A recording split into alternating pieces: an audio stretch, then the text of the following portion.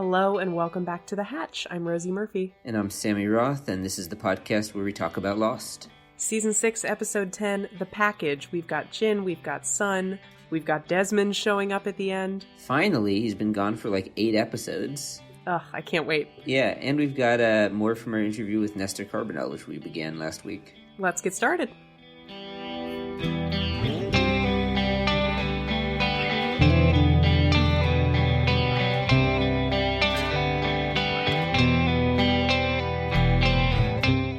We start every episode of The Hatch with hot takes about the episode we have just watched. Sammy, what is your hot take about the package? Well, one of many things that I enjoyed about this episode, because there was a lot of stuff to enjoy in this episode, there were 2 jokes where I felt like Lost was kind of making fun of itself, which I extra appreciated.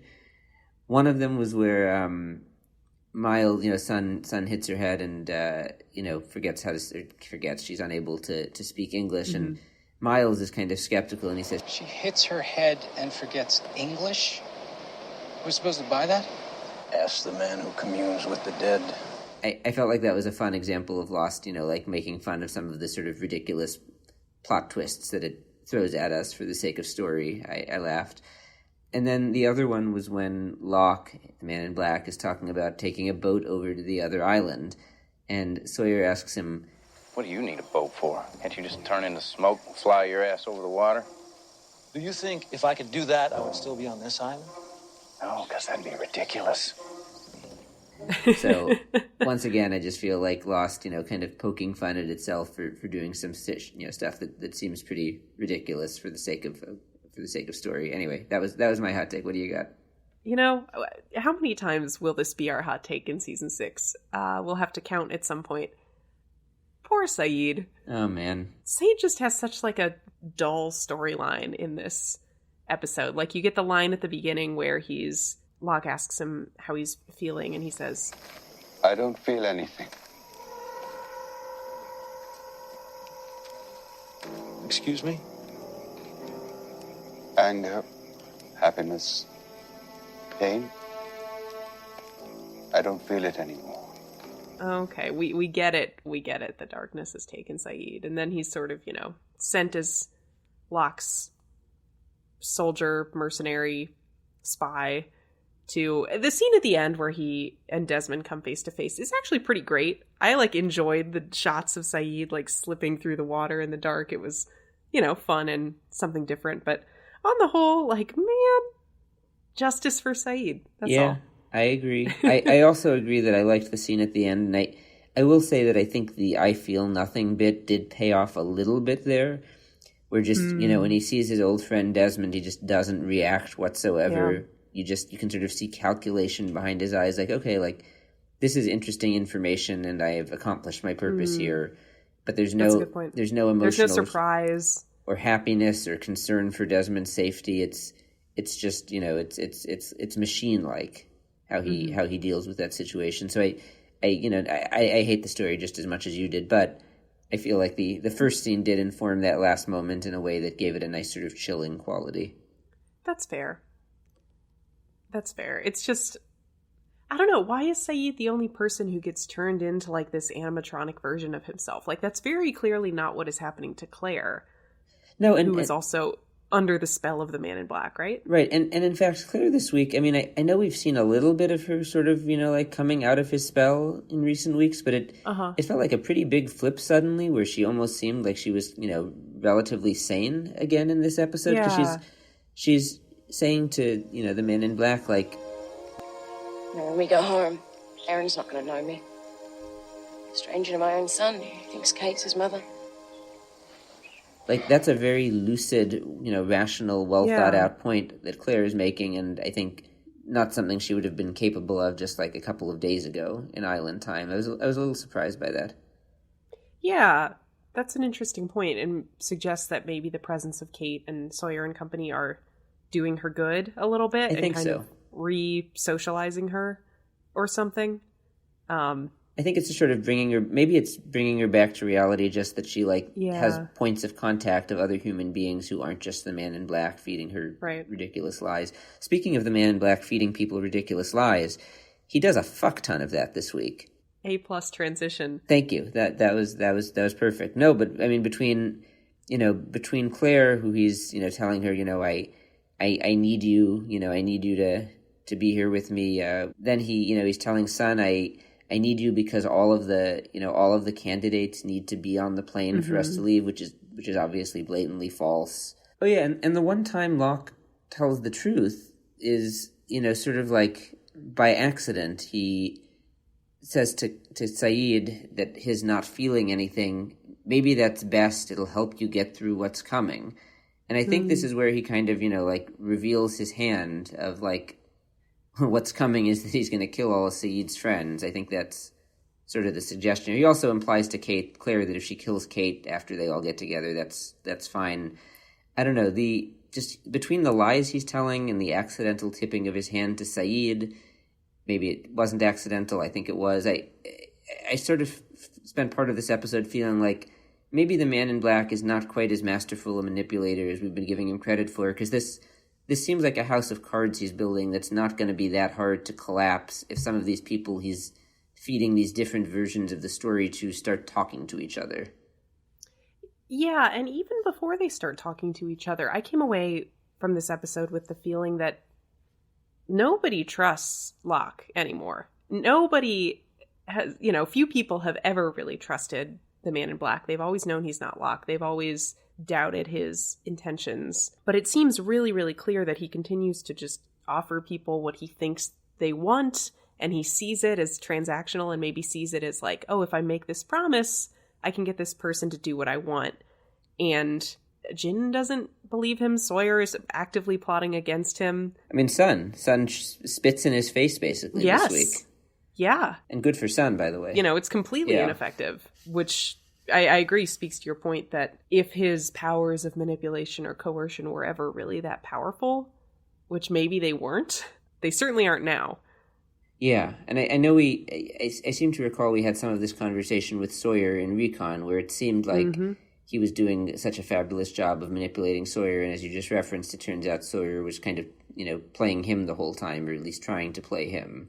I think he's not as powerful as he's been made out to be, maybe. And you know what? The other thing that, and this is our hobby horse conversation, and we'll get to Sun and Jin soon, but just to get this out of the way, the whole thing that, the case that Widmore is making to Jin, that if that thing masquerading as John Locke ever got off this island, your wife, your daughter, my daughter, everyone we know and love would simply cease to be. That just doesn't track. I have trouble believing that is really the case, that would be the outcome if he gets off the island, that everyone they know and love, the whole world implied, would cease to be. Like, how's he even going to do that? Like, just rampage around as the monster the whole world? Yeah, I don't know. I took it as a bit of a Pandora's box type of metaphor. Like, by opening this box, by letting him out of here, we are unleashing the forces of chaos on the world, right?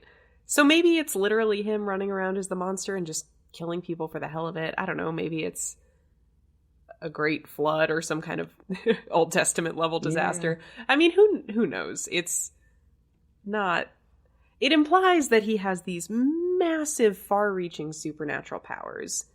And you could infer from that if he has those powers, Jacob has similar ones. We all already, more or less agree that Jacob really doesn't seem like he was that powerful. He went out into the wider world all the time and didn't exactly make the world an amazing place. No, well, that's another point here, that arguably Jacob going out into the world has done a lot of damage of his own, having people killed and manipulated and brought to the island on his behalf.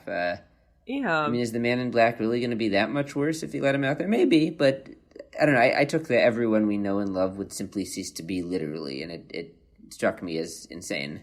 Again, we don't know. We have no way of knowing, but I am not convinced that if the Man in Black got off the island, there would be some sort of mass chaos. I just don't. I'm not scared of him anymore, and maybe that's something that the show is doing really success. I don't know if that's intentional or not on the show's part, but I wonder if just as the protagonists have realized that this guy's full of shit, basically, and we're going to do everything we can. They don't think they certainly think he's powerful, but they are determined to evade him. And it kind of, I think it gives it a feeling of like, this guy's dangerous, but he's not going to snap and just kill us all right now. I guess he could at any moment, but they don't seem to be acting that way. No, if they did, Sun wouldn't have run away from him. Right. Like, that would have been a pretty stupid choice if she thought he was really, like, out to kill her. Like, it wouldn't have been that hard for him to do that. Right. So maybe I'm just picking up on some of that sense of, like, they're not really that scared of this guy. Why should I be? Yeah. I do think, and before we just get this on, I have one more thought here, and it's about Jacob. The reason why I'm on this hobby horse about, like, would it be really that bad if the man in black got out? That is a narrative that comes from Jacob, obviously. Jacob sold Charles Widmore on that narrative when he convinced him to come back to the island. Mm-hmm. Jacob, was using Hurley to manipulate Richard Alpert with that narrative through his dead wife of you have to stop the man in black from leaving the island. And Alana makes a comment this week of, I know Richard is going to come back and tell us what to do because Jacob told me that would be the case, and Jacob never lied to me. She says, Jacob never lied to me. Which, you and I know, because we've talked about it incessantly here, Jacob is lying to people all the damn time, or at the very least misleading them. And in fact, we talked about this during Ab Aeterno, the whole idea of, Richard knows what to do, Richard knows everything, because Jacob told Alana that Richard doesn't know shit. So Jacob was very obviously lying to Alana, and it just makes me feel like I kind of think he's lying to everyone else, too, about how dangerous it would be if the man in black got out. And really, he just wants to, win his age-old squabble with this guy and keep him here to punish him for killing their mother, and that he wants to, make the man in black's life hell and keep him here in this hell, and he thinks he doesn't deserve to get out into the world. I think Jacob maybe he believes it, maybe he believes this lie he's telling people because that's how he's justified his actions of doing everything to keep the man in black here, but I just think it's a totally false narrative that's serving Jacob's purpose of punishing his brother. Yeah. Anyway, that's my hot take for the week. I substitute my previous hot take. That's much hotter. Yeah, that got a little spicy, but Jacob is not a reliable narrator. He's just not. And that's becoming very apparent. It's almost a very, I don't know a lot about mythology, so I'm probably making a leap that I'm really not equipped to make, but it almost gives you the feel of, a Greek mythological story where, the gods come down and, play among the humans and are very flawed and make stupid mistakes and hurt people because they're jealous and they're experiencing these human emotions and they just happen to be gods. That is the feeling that I get from Jacob and the Man in Black. That seems totally right to me based on my relatively limited knowledge of Greek mythology. Did you enjoy the Jin and Sun story? I did. I did. I thought it was an interesting twist. In this world, they are not married, but they are in love, which is a very simple inversion of their situation on Flight 815. Ooh, good call. And it's interesting, right? The circumstances that the writers chose to change and the ones that they didn't. In this one, Sun is still pregnant. As we find out at the very end of the episode, Jin is still working for Mr. Paik. Mr. Paik still sucks. And I think does he not sucks seem in every timeline. He appears, yes, just to be a straight villain. So all of those things are the same. And, we've talked a lot about Sawyer and Kate and Jack and the idea that, in all of these timelines, it seems they could be happy with anyone. And maybe their sort of soulmate who they're together with in the church is just happenstance, but, maybe it could have been different. Sun and Jin are not presented that way, right? They are totally soulmates in every life, going through hell and high water. Sorry, that was an unfortunate choice given how the story ends. Oh, dear God. We can't cut that out. That's got to stay in the episode here. Sorry. Yikes. I'm sorry. I apologize. But, crossing time and space and every challenge that the world can possibly throw in front of them to be together. Yeah. No, I agree with that completely. And talking about inversions, I think one of the strongest parts of the episode was how they sort of twisted and redid the buttoning of the top button story from season 1, where, originally it was Jin being, controlling and pretty sexist towards his wife. And in this one, he, it's referenced that he still had asked her to button the top button in public, but it was only because he was afraid of them being found out and he wanted to protect their love. And she kind of uses it to tease him and leads into a sort of a nice love scene between them. I thought that was very, very sweet and well done. I think it's literally the same cardigan. It kind of looks like it. It certainly looks to be. Yeah. You hear people who do costumes for TV talk about how, we had, Roland Sanchez was the costume designer who we had on, I believe, in season 4, who talked about, just like getting a script and saying like, probably something like this, like Sun is wearing the same cardigan that she was wearing in season 1, episode 6. And that's why costume designers on TV shows never throw stuff away. It's very well done. I mean, I by the end of it, I loved how it tied into the, the Saeed story from a few weeks ago, and it really paid that off nicely. But when Sun gets shot at the end and she says, "I'm pregnant," it's like, oh, that is a gut punch moment right there. Oh, yeah. Gosh, I did the same as you. Hell and High Water, I did gut punch. That's my bad. No, I appreciated where that storyline went, and the bringing not only Kimi but Mikhail back. Yes, what a delight. And I don't want to let it go by. I know I always compliment Kevin Durand's acting, and just like I always say, go back and listen to our conversation with Kevin Durand from season 4, who's wonderful. But man, that monologue that he delivers to Jin while he's got Jin in the chair, that starts out complaining that his sidekick lacks attention to detail, and then builds to the moment of that other 25 that you were supposed to deliver, that was my fee for popping you. Like, that was just so casual and so cool. I just, my jaw dropped, like, oh, fuck. Like, that is what's going on here? Shit. And Kevin, just amazing. While we're here, we should also plug our conversation with Andrew Divoff, who played Mikhail Bakunin, which I think is also in season 3, excuse me. Yeah, season 3, that's right. So if you're new to the Hatch and weren't with us 3 years ago, it's a fun one. Both of those guys are great. Yeah, I mean, I think the flashback was relatively cut and dry in terms of what the story is telling us is that these two people are meant to be together, yet obstacles continue to be thrown in their way, and well, they're destined to be together, but with all those obstacles, it almost seems like they're destined to not be together for very long. I mean, I feel horrible saying that, and I don't like that that's the case, but I mean, they've been back on the island together for a while, and they're still apart, and for good reason this week. I mean, as you said, Sun is, they're both fed up. They're both fed up, and they want to be with each other again. You've got the great moment of Sun, interrupting Jack's, sort of like inspirational story about the lighthouse. And you're basically like, Jack, fuck you. I don't want to hear about the lighthouse. Like, And all around it, there were hundreds of names written down. I don't care. I don't care about Albert or being a candidate. Son, there was a reason why we were... I don't want to hear about how this is our purpose or destiny. I just want you to go away and leave me alone. She's so fed up and just wants to get back to Jin. And meanwhile, Jin, as well, is like, ditching the man in black to go find her because that's all he cares about. But then when the man in black presents them each the opportunity, like he says to Jin, I'm going to find you, Sun. He says to Sun, I found Jin for you. They both say, we don't trust you, that's bullshit. And as much as it's exactly the thing they want to hear, they have the strength and I think the good judgment to not fall for it. To not go for it. Yeah, I think that's right. And interestingly, I think the man in black probably would have reunited them. Like, if Sun had said yes, he would have just taken her back to his camp, right? Which Jin was not at that moment because he was on the sub, but...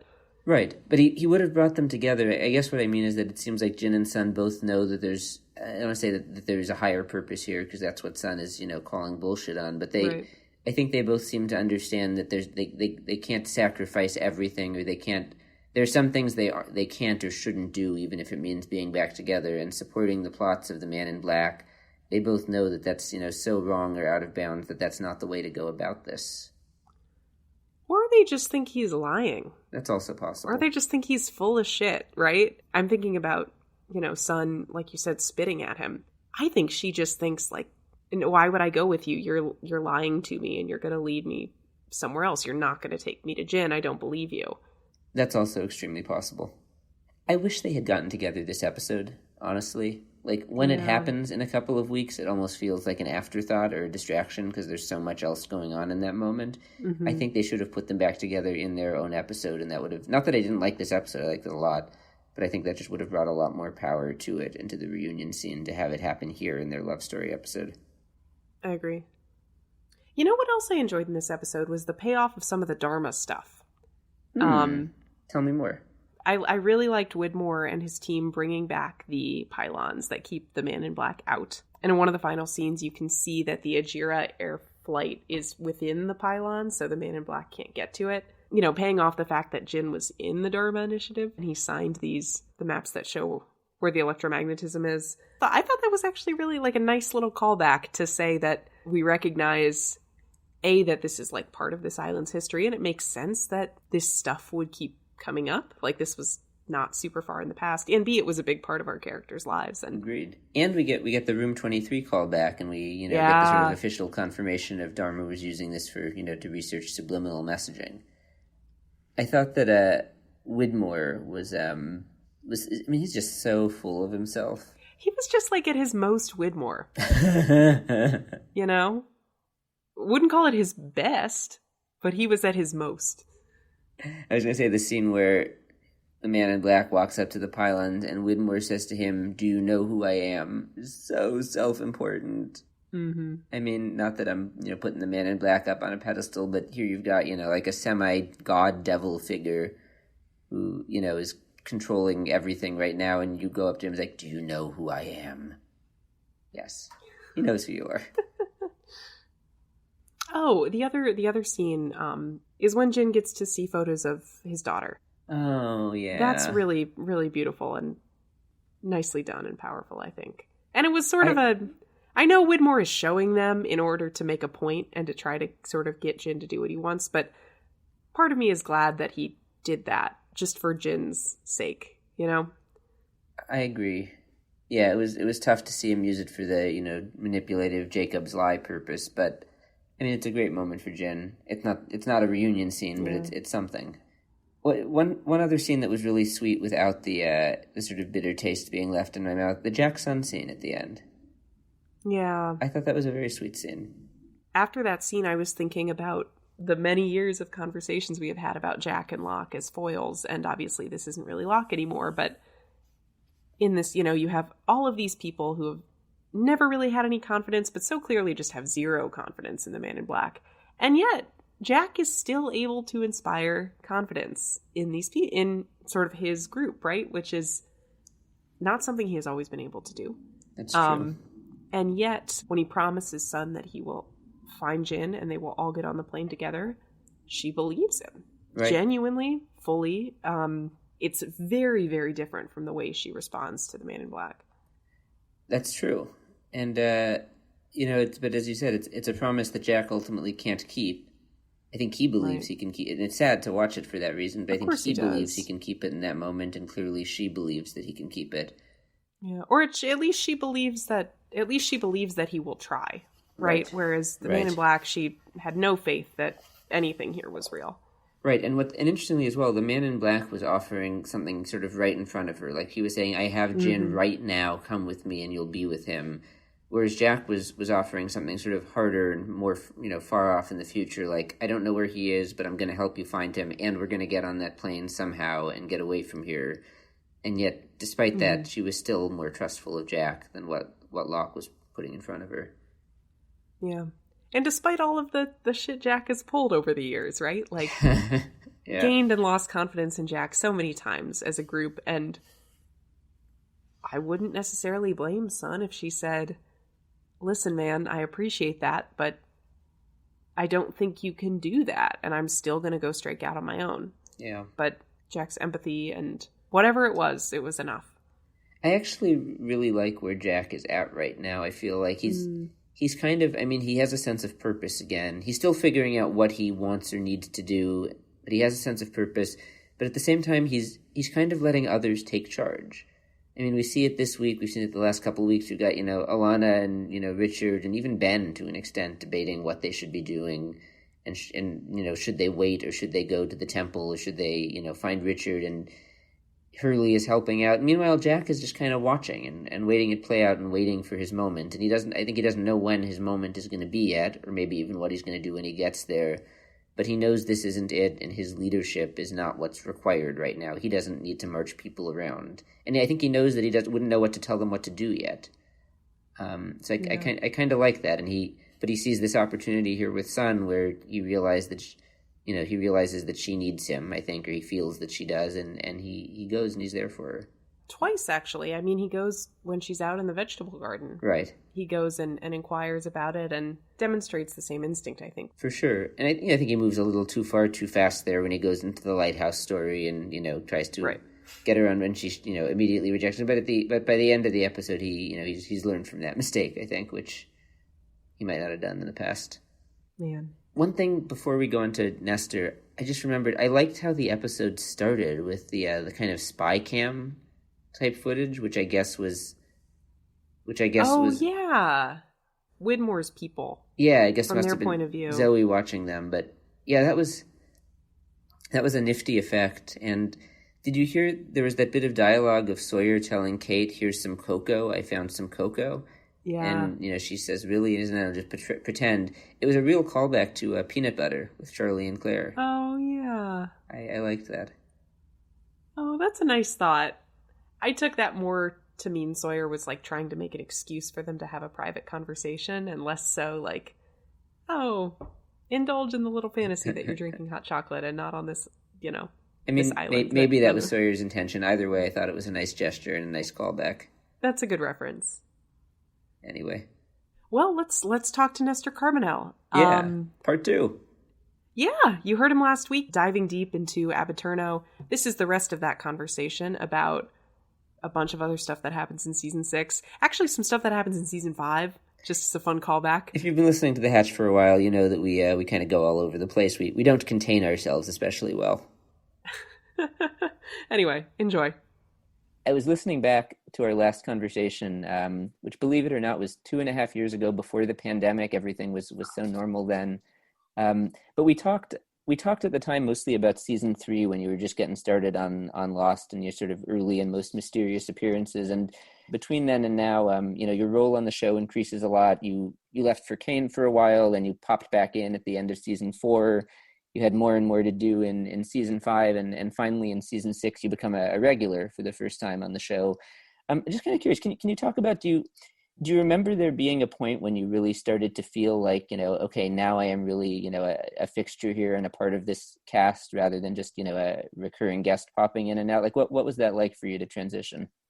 It was amazing. I was having such a great time because I didn't know what to expect every time I got a script or I got a call that, hey, you're going to be in such and such an episode. This is, season 3 and then season 4.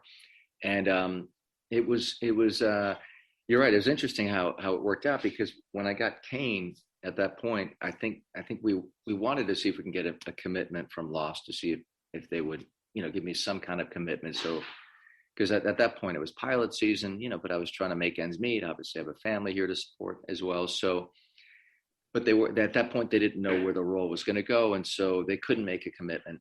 I ended up doing Kane, which I loved. The pilot was fun. And then they called me back on the island, after I did the pilot, and I thought, oh no, I just hope they don't kill me.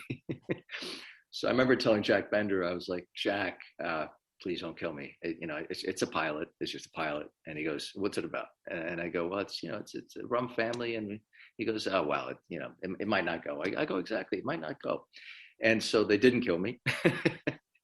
Excellent. And I remember I was shipped off to the other side of the island at the end of that season 4, I believe, right? Season 4, yeah. Yeah, you went to hide in the temple, as I recall. That's exactly right. And then Kane got picked up. And I was like, oh no. Wow. I was thrilled to have a job, but I was also like, I really hope I didn't screw things up either. Anyway, so I remember doing the TCA, and they asked me, hey, you're doing Kane, you're doing Lost, what's going on? And I'm like, it's really up to the powers that be. I'd love to do both, So Kane, we only did 13. And then shortly after that, I did go back to Lost and I did a number of episodes. And then another opportunity popped up, and it was for NBC. It was for Kath and Kim. and it was a comedy, and it was 6 episodes on the air, and they offered me a test, and I thought, wow, this is a great opportunity, but I still have Lost. And it's at that point, that's when Lost made the offer to make me a regular for seasons 5 and 6. And so, so that was sort of that was the ultimate trigger, was, and it's kind of how things are, in this business is, you have to be you have to have some form of leverage in order to get that kind of a commitment. Sometimes depending on the project. And that was the case here.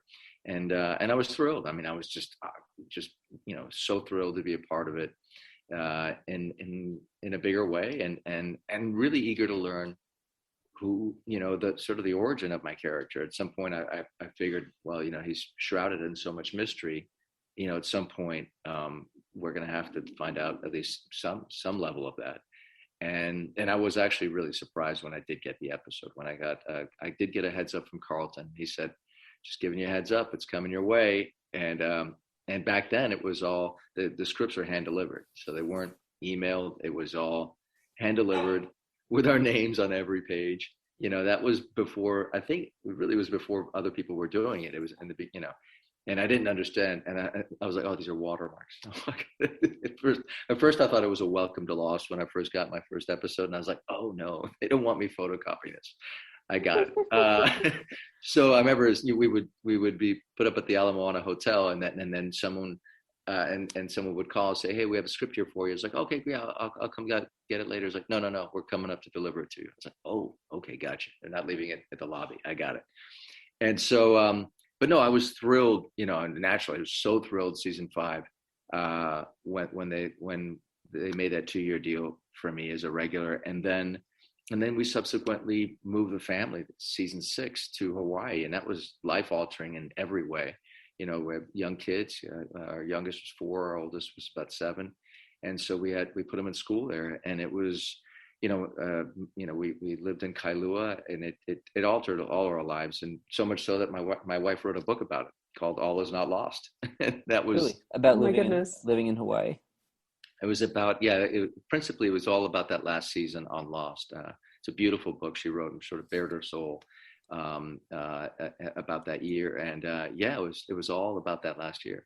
Okay. Well, we've got to check that out and tell our listeners. All Is Not Lost I'm looking up by Shannon Kenny Carbonell. That's right.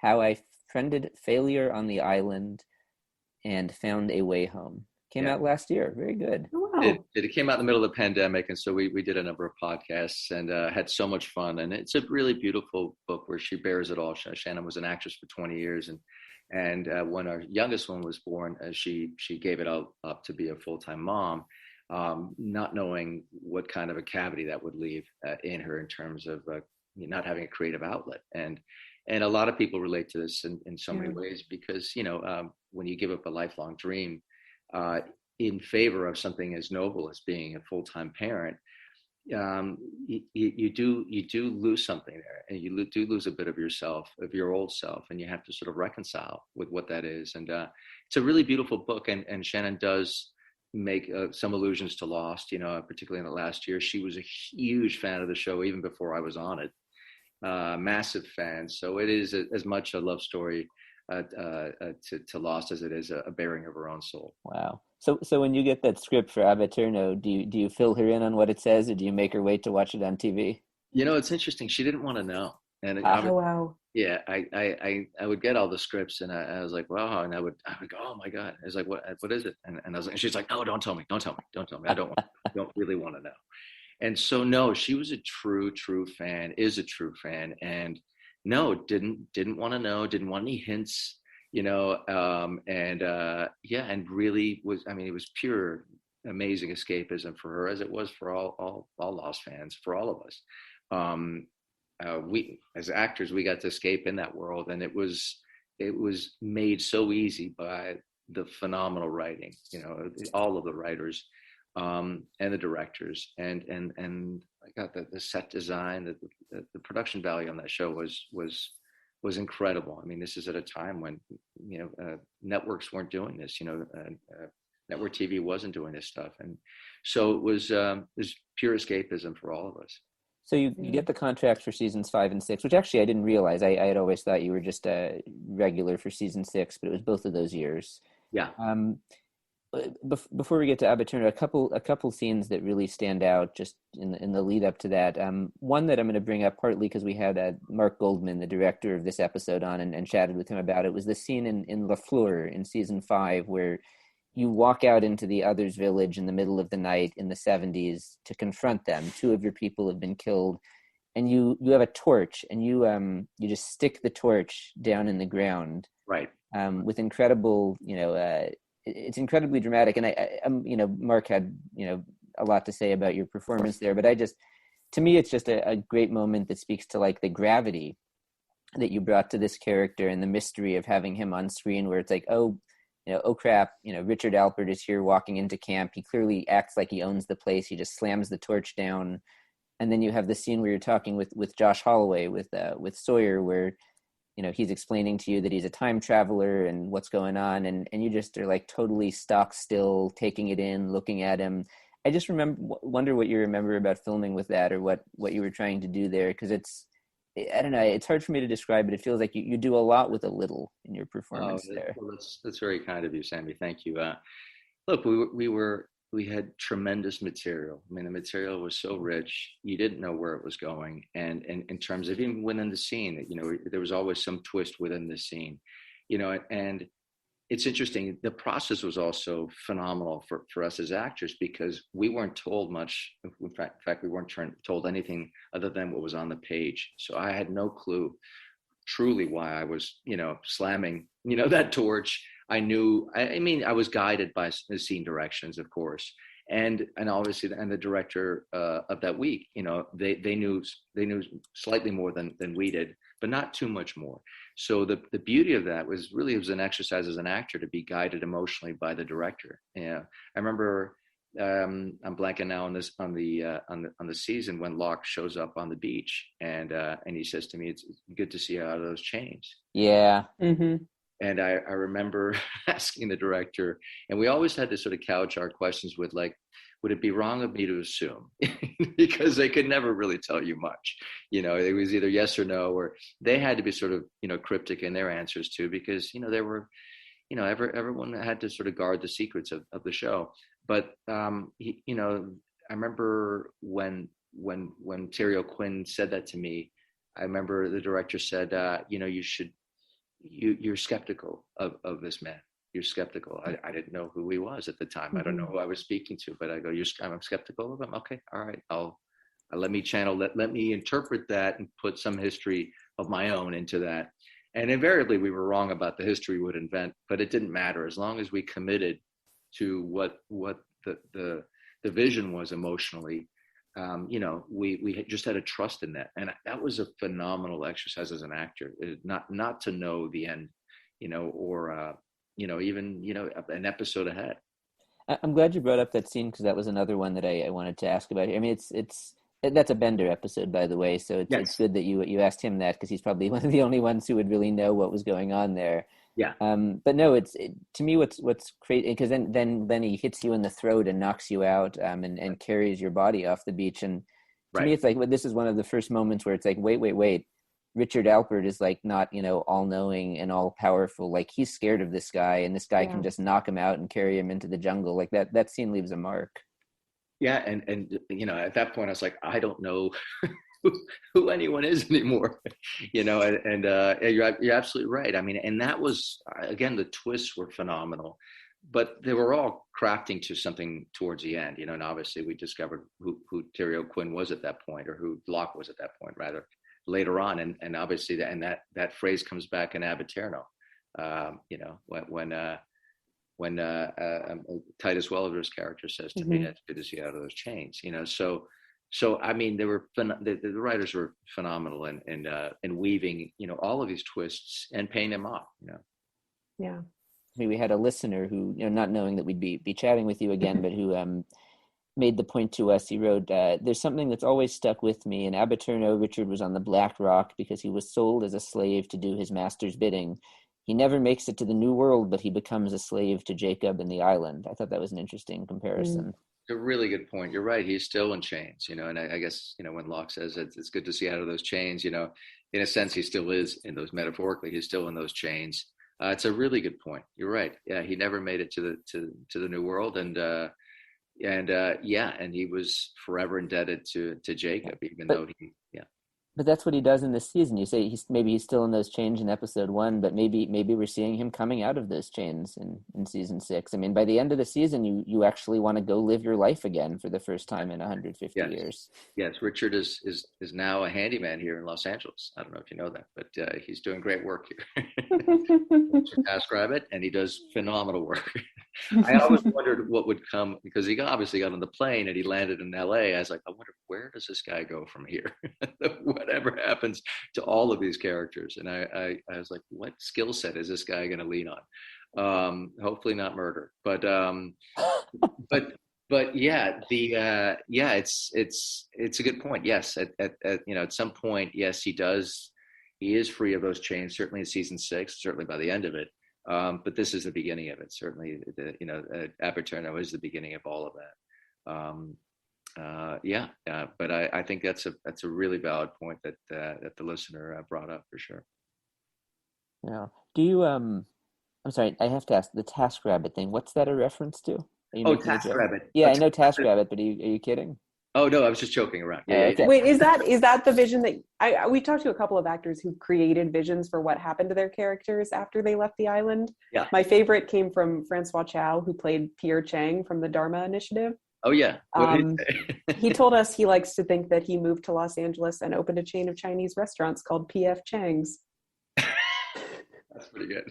Which I'll never forget. But it sounds like the handyman thing is like your personal lore. Listen, I talked to Ian Cusick about this. We're really good friends, and even though we never had a scene together, we became really good friends. Our kids were in the same school, and our families became close, and he and his wife Annie and Shannon and I became close, and so we talked about it. It's like, we should do like a little short where it's Desmond and Richard, and it's here in LA, and it's in therapy, and it's like, what do we do now?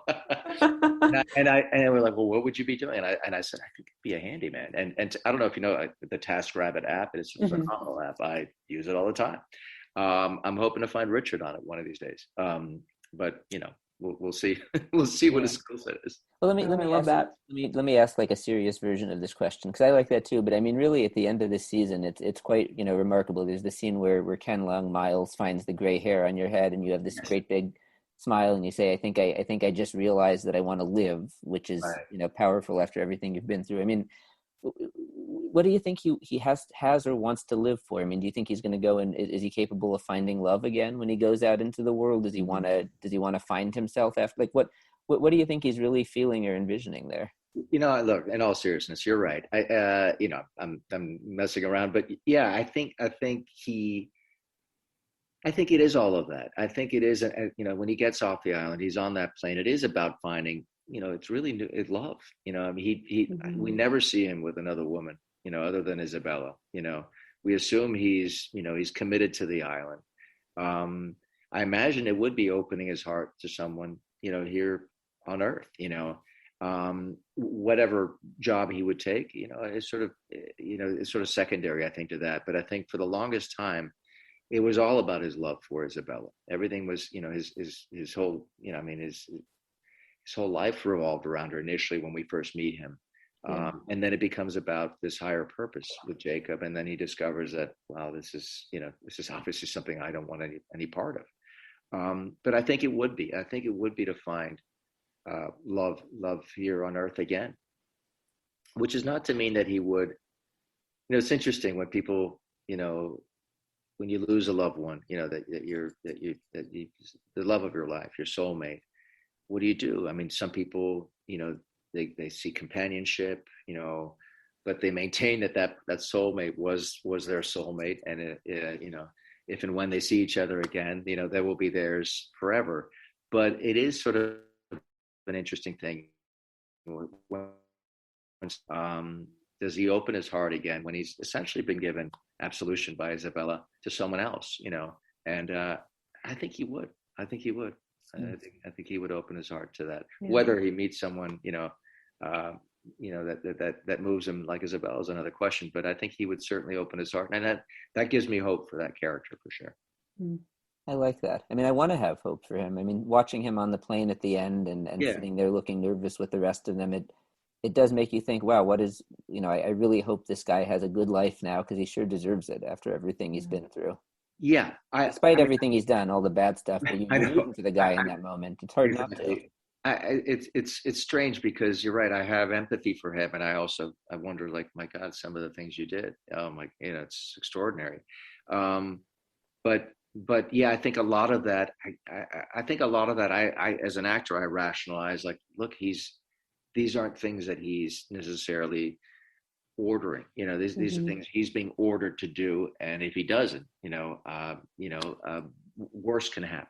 Those are there's always a way you sort of become your best defense attorney in a sense as an actor, and that's sort of your job, and that's how I was sort of justified that. But this is a guy at his heart who's cursed, and he made a bad choice, and made a series of wrong decisions, and he's living with them. And when that's taken away from him, and that anchors, that albatross around his neck is gone, I want some redemption for him. I want him to be redeemed. I want him to do good in the world, and hopefully find love as well. It was, by the way, just since having covered most of Abba Turner, it was pretty fun following this episode to see you kind of have a purpose again and to regain your footing a little bit. I mean, it's a little tough because it's like you're being manipulated. Like the ending of Abba Turner is clearly Jacob has given Hurley this instruction. Right.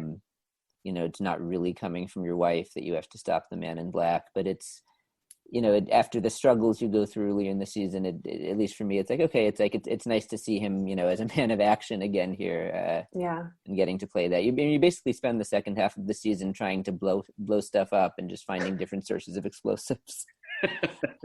Absolutely. I don't know. No, you're absolutely right. And it did give him purpose. You're absolutely right. And it energy, and energized him in a new way. He was sort of unflappable. For the time that we knew Richard, from season 3 up until season 6, and it was nice to see him completely unraveled and energized by this new sort of higher purpose, and almost feeling like, oh my God, finally I'm unshackled, and now look out. Yeah. For you. There are a couple of final scenes in the second to last episode of the season. There's the scene where the smoke, you're in the barracks and Locke shows up and you say, I'm going to go and talk to him. I know what he wants. He wants me to join him. I think if I do that, you guys will be safe. And you go out there and you wait in the open clearing, and the smoke just comes and pummels you and tosses you into the trees dramatically. And that's the end of that. And I got to tell you, I watched that episode at a special screening on the UCLA campus a couple days before it aired on TV. But I remember at that moment when the smoke throws you into the trees, everyone gasped. The whole place let out a collective gasp because it was so shocking. And I got to tell you, I was sure that you were dead in that moment. Like, I thought that was the end of. I'm guessing you knew you'd be back for the finale, but I wasn't sure at that point, to be honest with you. Again, we weren't, and even for the finale, I didn't get the last scene. I wasn't privy to the church scene. I did not get, because I wasn't in it. I visited on the set that day just to say, because I wanted to see all the actors, and Damon and Carlton, they were all there, and and Bender, and but I wasn't in that scene. And I think at one point they deliberated whether or not my character, at one incarnation, I was in the scene in the church, and then I wasn't. But it really was all about the people who were closest, to Jack. So it didn't really ultimately make sense for me to be in that scene. But I didn't know whether at that point whether I was dead or not, to be honest with you.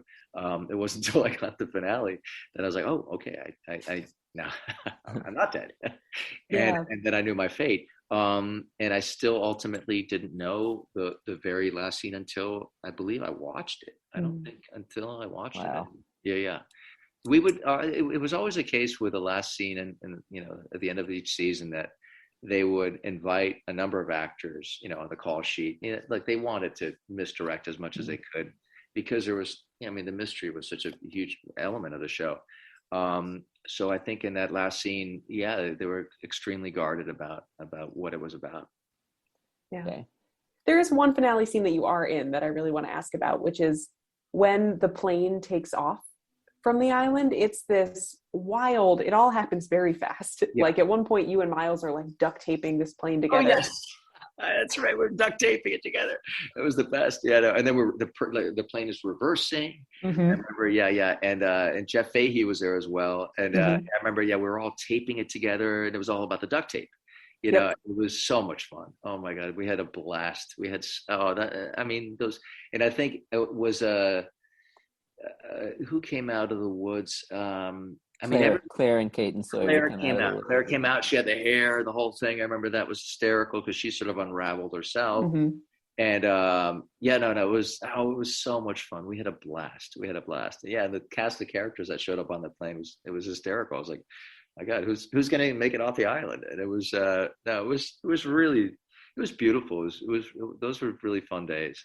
Yeah, this reminds me, and I should have brought this up before when I asked you the question about what does Richard have to live for now. But the scene where Claire comes out, I mean, you're like proselytizing her to come join them. What you say in that moment is, we have a real chance to get far away from him. We can be free of everything he ever did to us. We can go home. So I'm thinking, wow, like Richard had a conception of home now that's not the island. Like he's really come a long way here. Those words, wow, it's amazing hearing those words back because I haven't watched it, that episode in so long. But I love that. I love that he had found home, and home wasn't necessarily a place. Home was a purpose. Home was who knows if it was they land in L.A. Who knows where he'd end up, but home was finding a real purpose that wasn't beholden to this man that he felt cursed by, or this entity, this being, this sort of godly figure, or who he believed was sort of godlike, or was a god of sorts. He was no longer in his talons, in his grasp, and you're right. I love that he said that to Claire. Well, but look, now I have to stop you though, because that's so interesting. Because your interpretation of that line that I just read, "We can be free of everything he ever did to us." I mean, I think that line literally referred to the man in black who had been manipulating and controlling Claire. But in your response there, and I think this is true, it was both of them. I mean, it was both doing this. It was definitely both of her. At least for Richard, it was definitely both of them. It was, even though he gave him life, he still felt manipulated and cursed. And talk about not having free will. He felt like he was literally, he was his consigliere. He was sort of, his yes man and his valet in a sense, and doing a lot of his dirty work for him. And so I think while he absolutely was running away from the man in black, it was just for him, it was as much running away from Jacob. Interesting. Yeah. But we are going to get to talk to Tucker Gates in a couple weeks. Oh, that's great. Is there anything that you remember about working with him that we should sort of make it a point to ask about? He was incredible. I remember I met Tucker there, and here's the wildest bit of trivia. On that set, I met Tucker on that set. I had never worked with him or met him before. We got to talking. We went to the same high school. No shit. Not only did he and I go to the same high school, Matt Fox went to the same high school. It was a boarding school in Massachusetts called Deerfield Academy. Wow. I'd gone there for 4 years. I think he may have gone 3 years, many years before me, of course. No, but he's got a few years on me. But not long before me. And then Matthew was there when I was there. I didn't know Matthew, but he was a postgraduate there my last year. Wow. It was the year before. And so it was at one point, the three of us were together. We're like, we got to take a picture, man. This is like three guys from the same. I mean, what are the odds of this on an island on the same show? It was so weird. But things that immediately stuck out about me. And as I told you before, like he shoots so cinematically, and I learned so much from him. I got the opportunity from Carlton and Tucker and Carrie Aaron on Bates Motel to start directing. And Tucker was my film school. He was enormous in helping me in every facet of learning about camera, about how a set runs on the other side of the camera. He's extraordinary, and I owe my directing career to him completely. To him, and obviously for Carlton and Carrie to open the door for me. But Tucker was extraordinary, and what he did on that episode was stunning. And he was asked to do another one right after that, not long after that, and because they were so impressed with what he did on that particular episode. But he's first of all, he's got a great way with actors. He doesn't say too much, says just enough. If you're in a good place, he sort of, leaves you alone, and or sort of gently guides you. So he's got a great touch with actors, and visually, it's stunning what he does. He just has an eye for a frame. I remember even watching him, shadowing him on Bates, the way he frames a shot. He's conscious of the entire frame, of how it tells a story. He's conscious of how camera moves in evoking a certain emotion, without making the camera making it aware of itself, or us aware of the camera work. So he's an incredible storyteller. Please give him my best. Again, I owe him so much, and namely my directing career. What very last thing I should have asked. Now Rosie's reminding me I should have asked this. The one actor that I want to ask about, we didn't. Titus Welliver. You had a couple of scenes with here. I mean, what's amazing to me about him is that he's on like 5 scenes of this show outside of that one episode, but he feels like a fixture because he makes such an impression. What do you recall about working with him and the scenes you had with him? I love working with Titus. He's an extraordinary talent, as we all know. I mean, he's from Gone Baby Gone to obviously his own show to just about everything. He's on Bosch now. Yeah, on Bosch. He's an extraordinary. I mean, it's just a phenomenal actor and a great man too. He's truly a great man. We had great talks, off camera about life, about acting, and that's one of the beautiful things about a lot of these shows, particularly in a show like Lost, where you really are out there. I mean, when you fly from LA, and some people are flying from farther out than LA. It's a 6-hour flight. You're out there, and you get together with a lot of these actors, and you really get to know them. And it's even though I was only with we only had a handful of scenes. I really had great talks with Titus, and then I also had the chance to do a sketch comedy. Sort of in the postmortem for Lost, here in LA, and Titus went out and did an Al Pacino impression. I've never heard a better Al Pacino. That's hilarious. He's got an ear. He could do just about anybody. But he did an Al Pacino. I was like, this guy he's incredible, incredible. He's a good man, really good man.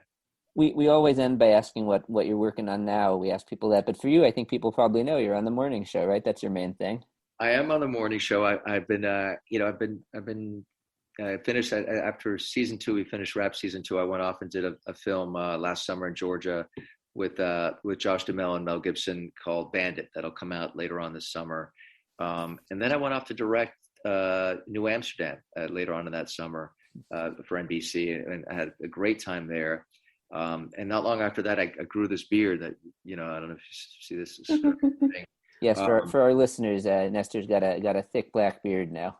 I got a thick beard, because I started shooting Shogun for FX miniseries for them in the fall, and I'm going to go back and finish up with them shortly, and which was they're there's a black ship, not a black rock, but a black ship.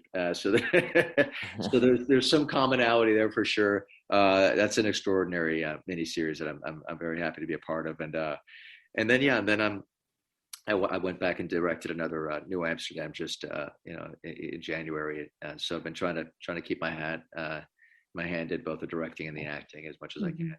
You're keeping busy. I'm trying, man. I'm trying. I'm having the shutdown affected all of us, and it's so nice that everything came back, pretty quickly soon after, they gave the green light, and been lucky enough. And like I said, I owe the directing to Tucker and Carrie and Carlton, because that's opened up another world, and I love it. Awesome. Well, thank you so much for taking the time. We've loved doing this. I mean, thank you for talking with us twice. It's a real pleasure and a treat to hear you talk about Lost. Mm-hmm.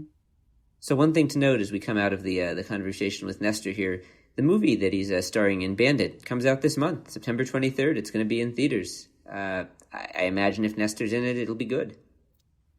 We'll definitely have to keep an eye out for that one. Yeah, obviously tons of great insights in here. It's interesting to hear him talk about Richard's relationship to Jacob and how, just as we talked about last week, just as we talk about every week, Jacob initially became a source of purpose and mission, and at the end that kind of rang hollow, and it wasn't that.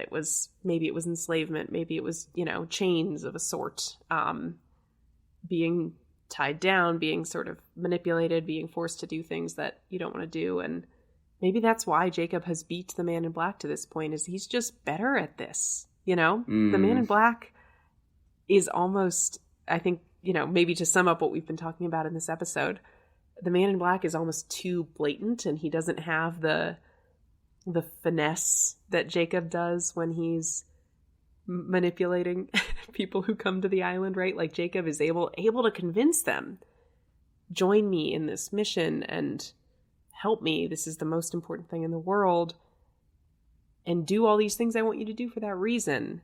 And that somehow seems to win out over this purely selfish, the Man in Black's approach, which is, hey, I can give you everything you want.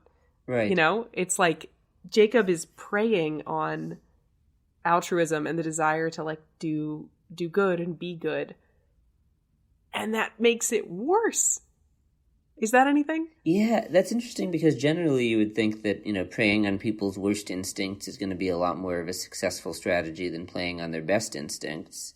Mm-mm. But, I think you're right, Jacob. I mean, to the extent that the Man in Black is still on the island at this point, Jacob is winning. To the extent that all of his candidates are dead, and no one has come to replace him, the Man in Black is winning. But at the end of the day, Jacob just needs one of them, right? Mm-hmm. And he gets Jack, and then he gets Hurley, so he gets two. Right. He does win. He does win. The Man in Black is dead. But one thing that occurred to me that you sort of a thought that you embedded in my mind there that I think is something that I now have to share. When we talked about the line, "It's good to see you out of those chains," and you were saying that, metaphorically he was in Jacob's chains. When the Man in Black, as Locke, says that to him at the beginning of this season, upon emerging from the statue and encountering Richard, maybe he's not just like, "Ha ha, I'm referencing what I said to you way back when." Maybe it's literal. It's like, Jacob is dead. You're out of those chains now. He's saying to Richard, literally, "It's good to see you out of Jacob's chains, because he's dead. I just had him killed." Right. Interesting. I like that a lot. I don't think Richard even knows at that point that Jacob is dead. I think he hasn't found out yet. But maybe that's the Man in Black planting a seed in his mind of like, man, you're free. I mean, of course, I'm going to use this to manipulate you to come follow me now and be in my chains, but, you're free of Jacob. Right. Or it's the Man in Black just having a little laugh. I also just love that Nestor envisions that Richard is really going to still, is going to be open to love and to want to find that again and to have love be the purpose of his life again, like it was with his wife. Like, I mean, when, I asked him the question, what do you think Richard is doing at this point? And his answer is, well, that's not so important as, that I think he's going to want to find love again. It's just such a nice response. I hope that's true. I hope so too. I hope so too. I hope that, but that said, what do you really think Richard does when he gets out? Like, how does he spend his time? Like, I like the Taskmaster joke, or TaskRabbit joke, but come on, what's he really doing out there? He could do anything, is the thing. Like, I have every confidence that you could drop Richard into any workplace in Los Angeles and he would succeed. And probably find at least a moderate amount of meaning out of it, If he ended up, a line cook in the back of a restaurant, he would probably kind of enjoy it and become really good at it. And that would just be his thing now, I like that. Oh, yeah, one more thing he said. Do you think there would have been any good argument for putting Richard in that final scene? Or does it just make sense that was Jack's group in the Oceanic 815 group for the most part, and Richard doesn't belong there? Yeah, Richard doesn't belong in that group. He's got to go on his own journey. And I think, he's got an extra century of life to figure out. That's true. And to make sense of. Yeah, that's a more positive version of what I was going to say, which is it's sort of similar to Ben. He seemingly has a lot more to atone for than others as well, if you see that space is about atonement.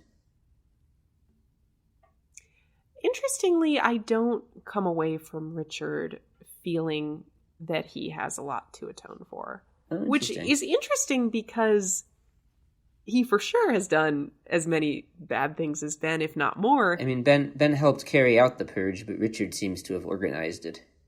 Yeah, and Richard was doing all kinds of shit before that, too, right? I mean, that was like 70 years into his tenure working for Jacob. True. So, True. Who's to say what happened before that? But Ben gives me a feeling of somebody who is selfishly motivated, right? He wants power, he wants recognition, and this is the way to do it. Whereas Richard, just doesn't seem interested in any of that. He wants to stay out of hell, and working for this man is the way that he's doing it. And, you know, there is faith there. It's not just a job, I don't think, but I think it's really different from... At no point do we see evidence that Richard wanted to usurp Jacob, that he wanted any kind of power for himself. Fair. He's entirely content to let Ben lead the Dharma initiative and just kind of be in the background as an advisor. Like, I don't think we see that he's doing any of this necessarily because he wants to.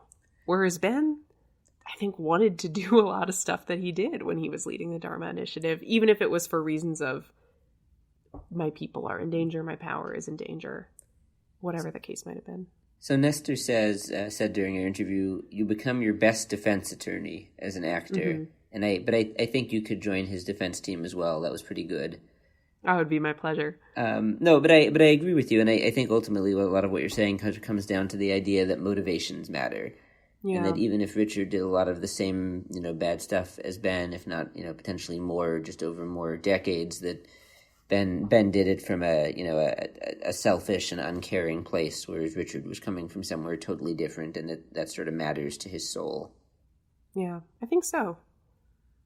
And Richard was arguably misled more than anybody, Yeah. You take the amount of time that he was misled for by Jacob, and you also take the weight of, like, the pain under which Jacob convinced him to work from him, right? The alternative was you die and go to hell. And Jacob was his pathway out of that. I mean, Jacob drives a hard bargain, but I don't think we see a harder one than that. I don't think we do. But we've got 7 or 8 more episodes, and maybe we'll change our minds about that. We'll be back next week with episode 11, Happily Ever After. It's a Desmond episode. And it is. I'm so excited. We have Henry Ian Cusick joining us for a 3rd appearance on The Hatch. Always a ton of fun to talk to him. Yeah, Ian is great. Excited to have him back. In the meantime, until that episode comes out, follow us on social media. We're on Twitter at The Hatch Podcast, also facebook.com/The Hatch Podcast. If you want to call in and leave us a hot take, you can do so at 9546 Dharma. If you are outside the U.S., the country code is 1 at the beginning of that number. Yeah, we don't have too many more chances, so now's the time. Call us and tell us what you think of these episodes. Also, if you're listening on Apple Podcasts or Spotify or YouTube, leave us a rating, leave us a review, write a nice comment if you have one. We'd love to hear from you. Our theme music is by Andy G. Cohen, and our cover art is by Danny Roth. And we will be back next week. Namaste.